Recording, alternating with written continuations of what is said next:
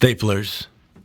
The first time a student stapled a finger, a friend dared them on some, "You won't do it," and the boy with the burgeoning sense of self-worth fueled by proving haters wrong put his poetry packet on top of his pointer and gingerly pressed down on the grayish-beige stapler so that he successfully completed the challenge.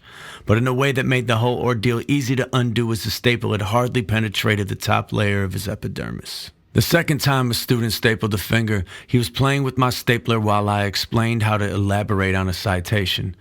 This was after I had already warned him to put the common middle school tool down because I didn't trust him to not hurt himself, which he took as a taunt, which means he continued to twirl and twist and tug and tap until the whole class heard a click, followed by a uh-oh.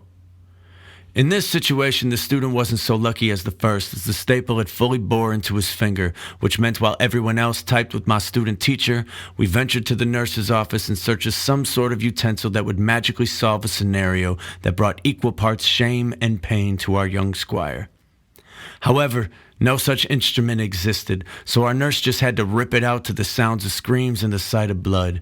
When we returned to class, we found the boys' two closest friends with the same stapler in their hands, and one said, "We were going to give you 2 more minutes, and then we were stapling our fingers so that we could come check on you."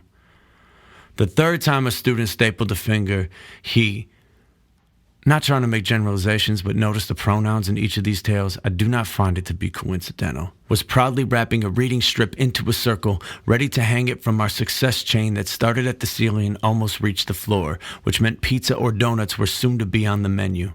He looped a sliver of construction paper, turned his head to talk to someone, and forgot to move his thumb from the connecting ends and clamped down on the stapler. We also walked down to the nurse's office with the red strip dangling from his pollex like somebody had played pin the tail on a donkey with his opposable digit. He looked at me, red-faced and misty-eyed, and said, "I feel like such an idiot." And I replied, "Don't, dude. You'd be surprised how many times this has happened before."